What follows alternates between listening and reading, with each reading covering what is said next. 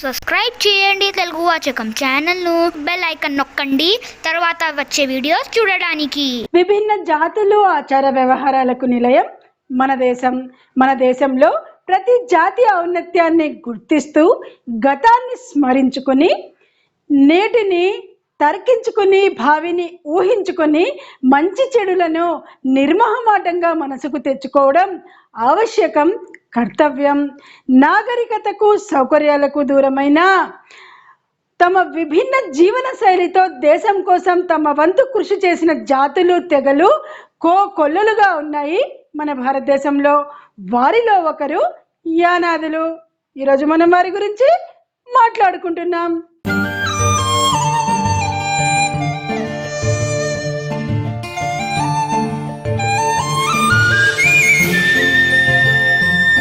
నమస్తే, నేను సుల్తానా, మీరు చూస్తున్నారు తెలుగు వాచకం. ఈరోజు మన పాఠం ఆంధ్రప్రదేశ్ 6వ తరగతిలోని 12వ పాఠమైన ఎంత మంచి వారమ్మా. ఇది ఉపవాచకంలోని పాఠం. పాఠంలోకి వెళ్ళబోయే ముందు సరదా సరదా కథ.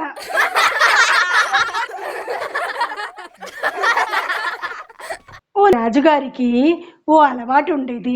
ఆ రాజుగారికి ఏ కళ వచ్చినా ఆ కళని సభలో తమ సభికుల ముందు పెట్టి ఆ కళని విశ్లేషించి మంచి చెడులు చెప్పమనేవారు పండితులతో. అలానే సాగుతూ ఉండేది. అయితే ఓసారి రాజుగారి కళలో సముద్రంలోని ఓడలు పడవలు అన్నీ మునిగిపోతున్నట్టు, సముద్రం అల్లకల్లోలం అయిపోతున్నట్టు, ఏదో అది చెడు కలగా అనిపించింది. అలాంటి కలగన్నారు రాజుగారు. ఇంకేముంది, తెల్లవారి సభ కొలువు తీరగానే పండితులతో సమావేశమై తన కళ గురించి వివరించారు. నా కళలో సమస్తం మునిగిపోయినట్టు చూశాను, ఇది ఏం కావచ్చు అని అడిగారు.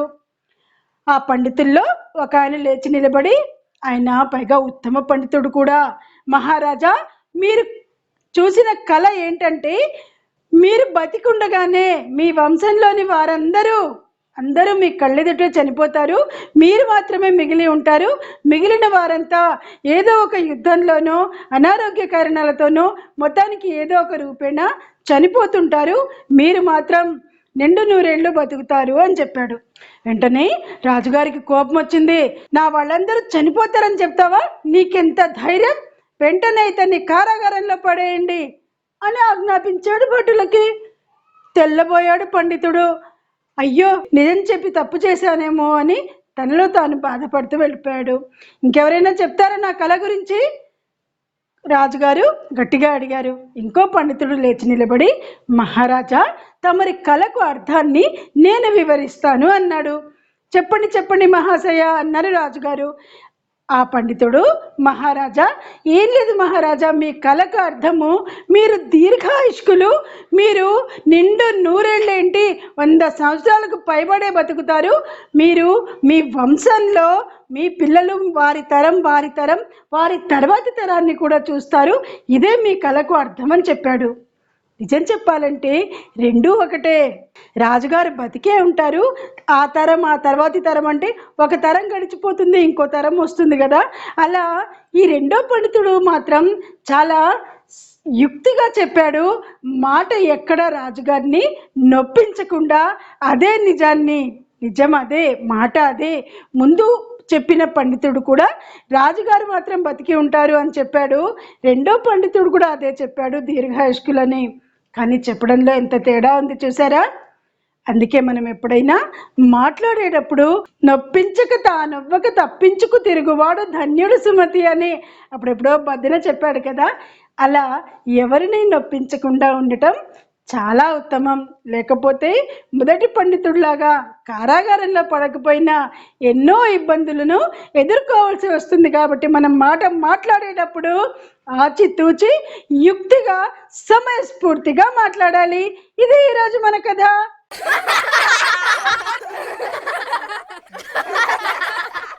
ఇప్పుడైతే పాఠంలోకి వచ్చేది. ఈరోజు మన పాఠం ఆంధ్రప్రదేశ్ 6వ తరగతిలోని 12వ పాఠమైన ఎంత మంచి వారమ్మ. ఇది ఉపవాచకంలో నుంచి తీసుకున్న పాఠం. యానాదుల గురించి ఈరోజు మనం మాట్లాడుకుంటున్నాము. యానాదులు ద్రావిడుల వలసలకు చాలా పూర్వమే తెనుగు ప్రాంతాన్ని అంటిపెట్టుకుని ఉన్న అనాది మానవులు. అనాది అనే పదం నుండి యానాది అనే పదం పుట్టి ఉండొచ్చు అంటున్నారు కవి. దక్షిణాన పొన్నేరు అంటే తమిళనాడు, ఉత్తరాన కృష్ణ అంటే ఆంధ్రప్రదేశ్ మధ్య ప్రాంతమే వీరి తొలి స్థానం. అడవుల్లో పుష్కలంగా దొరికే తేనె, చారపప్పు, వైద్యానికి అవసరమైన మూలికలు సేకరించి అమ్ముతుంటారు యానాదులు. కలప, వెదురు మొదలైన వాటిని పరిసర గ్రామాల రైతులకు విక్రయించి తమకు అవసరమైన తిండి గింజలను, బట్టలను, చమురు కొనుగోలు చేసుకుంటూ వీరు జీవనం గడుపుతూ ఉంటారు. పొలాల్లో పంట కాపుదల, చేపలను పట్టడం కూడా వీరి వృత్తి. వీరు చూడడానికి ఎలా ఉంటారట? నిర్మలమైన కండ్లు, విల్లువలే తీరిన కనుబొమ్మలు, ఉంగరాల జుట్టు, సన్నని పెదాలు, పలుచని పలచబారు కట్టె శరీరాలు, లేసైన పిక్కలు, సన్నని నడుములు, అందమైన పెదవులని ఎడబాయని చిరునవ్వులు. మొత్తానికి చెప్పుకోవాలంటే దక్షిణ దేశపు ఆదివాసులందరిలోకెల్లా అందమైన వాళ్ళు ఎవరయ్యా అంటే యానాదులే అనడంలో అతిశయోక్తి లేదని చెప్పవచ్చు. యానాదులు ఆస్తి మీద ఆశ లేకుండా కాయా కష్టం మీద ఆధారపడి జీవిస్తారు. వీరి గుడిసెలన్నీ ఒకే రీతిగా ఉంటాయి. వెదురు బొంగులతో వలయాకారంగా నిర్మించిన ఇంటిని తాటాకులతో నేల నుండి పై వరకు నారతో కుట్టేస్తారు. ఇంటి వాకిలికి కుడి ప్రక్క గుంట పొయ్యి, నీళ్ల కుండ, చెంబు ఉంటాయి. అలాగే ఎడమ ప్రక్కన తట్టలు, బుట్టలు, మధ్యలో రోకటి గుంట ఉంటాయి. నెత్తి మీద తగిలేటట్టు కట్టి పెట్టిన తప్పెట, వాకిలి వెనుక ఆకుల చాప, చూరులో దాచిన కర్ర, ఇది యానాదుల ఐశ్వర్యం. వీరు అల్ప సంతోషులు, మితభాషులు, విపరీతమైన తెలివితేటలు కలవారు. అడవిలో మంచెల దగ్గర వీరు ఉన్నప్పుడు క్రూర మృగాలు ఏవైనా వస్తే వీరు క్షణాల్లో పసిగట్టేస్తారు. ఎక్కడ పాములున్నా, అవి తాచుపాములైనా సరే యానాదులు వెంటనే వాటిని పసిగట్టేస్తారు, ఒడుపుగా పట్టేస్తారు. ఆయుర్వేద వైద్యానికి సంబంధించిన మూలికలన్నీ వీరికి కొట్టిన పిండి. వీరు ఆసుపత్రికి వెళ్ళరు. చెట్ల మూలికలతో, చెట్ల వైద్యంతోనే గడిపేస్తుంటారు. ఎవరైతే మందులు తింటారో వారు ఆరోగ్యంగా లేరని వీరు భావిస్తూ ఉంటారు. అలాగే వీరి ఆహారం, వీరు మాంసాహారంతో పాటు శాకాహారాన్ని కూడా తీసుకుంటారు, ఆకుకూరలు తీసుకుంటారు. వీరు తీసుకునే పండ్లు కలే పండ్లు, నాగజముడు పండ్లు, బిక్కి పండ్లు మొదలైనవి వీరు తమ ఆహారంగా తీసుకుంటారు. మద్యపానాన్ని వీరు చచ్చినా ముట్టరు. ఆదివాసుల్లో గొప్పవారు యానాదులను ఎందుకంటారంటే వీరి జీవితంలో ఒక్కసారి కూడా మద్యపానాన్ని ముట్టుకోరు. తద్వారా వచ్చే అనర్థాలను వీరు ఏమాత్రం ఎదుర్కోరు. వీరు ఎప్పుడూ నవ్వుతూ ఆనందంగా ఉంటారు. పరిగెత్తి పాలు తాగడం కన్నా నిలబడి నీళ్లు తాగడమే మేలని యానాదులు నమ్ముతారు. తమ జీవనాన్ని కూడా అలాగే గడిపేస్తారు. వీరి భాష అచ్చ తెలుగు. తెలుగులోనే వీళ్ళు మాట్లాడుతుంటారు. అవసరం లేని చోట కూడా వీళ్ళు ఒత్తులు పెడుతుంటారు. ఉదాహరణకు బావా ఉందనుకోండి, భావా అంటారు. ఇలా అవసరం లేని చోట్ల ఒత్తులు పెట్టి భాషకు మరింత సొబగును వీరు అద్దుతుంటారు అని అంటున్నారు కవి. ఇంకా వీరికి తిరునాళ్ళన్నా, వీధి భాగోతాలన్నా, తోలుబొమ్మలాటలు, జాతరలు, ఊరేగింపులు ఇలాంటివన్నీ వీరికి బోలెడంత సంబరాన్ని కలిగిస్తాయి. వీరు కూడా స్వయంగా యక్షగానాలను ప్రదర్శిస్తుంటారు. వీరు ప్రదర్శించే యక్షగానాలు గ్రామీణులను విపరీతంగా ఆకర్షిస్తుంటాయి. అలాగే ఎక్కడైనా తోలుబొమ్మలు ఏవైనా జరిగినా వీరు తమ ఇంట్లో అందరితో, ముసలి ముతకతో సహా అందరూ కలిసి వెళ్ళి ఆ తోలుబొమ్మలు, జాతర, ఊరేగింపు ఏదైనా వీరందరూ పాలు పంచుకుంటారు. అలాగే వీరు యక్షగానాన్ని ప్రదర్శించేటప్పుడు కూడా గ్రామాల్లో ఉన్నవారు ఇంటిల్లిపాది వస్తారు వీరి యక్షగానాన్ని వీక్షించడానికి. గొబ్బి పాటలు చాలా శ్రావ్యంగా పాడతారు. వీరి పాటలు శ్రావ్యంగాను, ఆటలు రమ్యంగాను, నటన గంభీరంగాను ఉంటాయి. స్త్రీ వేషాలు కూడా మగవారే వేస్తుంటారు. యానాది స్త్రీలకు తెలిసినన్ని పాటలు ఇంకెవ్వరికీ తెలియదంటే అదేమీ అతిశయోక్తి కాదు. అలాగే వీరి దైవం, యానాదుల దైవం వెంకటేశ్వర స్వామి.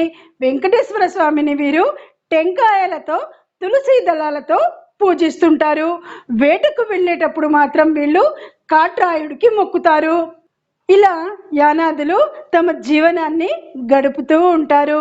అయితే నేటి తరంలో యానాదులు సగౌరవంగా భాషను పెంచుకుని విద్యాగంధం అలవర్చుకుని ఆంధ్ర జన బాహుళ్యంలో ఒకరై సాంఘిక పురోగమన పథంలో నడుస్తున్నారు. సంఘాభిమానము, పరస్పర సహకారము, సంఘశక్తి, పౌరుషం, పట్టుదల ఆలంబనగా వీరు అత్యున్నత పదవులు పొందడం అనేది మనందరికీ గర్వకారణము. ఇది యానాదుల గురించిన చరిత్ర. ఇప్పుడు కవి పరిచయం. ఈ పాఠాన్ని రాసిన కవి వెన్నెలకంటి రాఘవయ్య గారు. వీరు 1897లో పుట్టారు, 1981లో మరణించారు. వీరు యానాదులు భారతదేశంలో ఆదివాసులు అనే 22 పుస్తకాలను రచించిన గొప్ప రచయిత.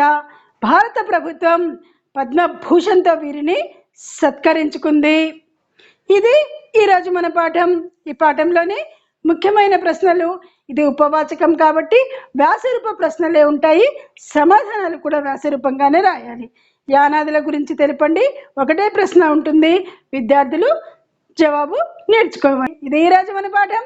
నా వీడియోలు కనుక మీకు నచ్చినట్లయితే లైక్ చేయండి, షేర్ చేయండి, కామెంట్ చేయండి. ఇంతవరకు సబ్స్క్రైబ్ చేసుకొని వారుంటే సబ్స్క్రైబ్ చేసుకుని పక్కనున్న గంట సింబల్ని క్లిక్ చేయండి. మనం మళ్ళీ కలుసుకుంటూ ఉండొచ్చు. ఇంకో వీడియోలో ఇంకో పాఠంతో కలుద్దాం.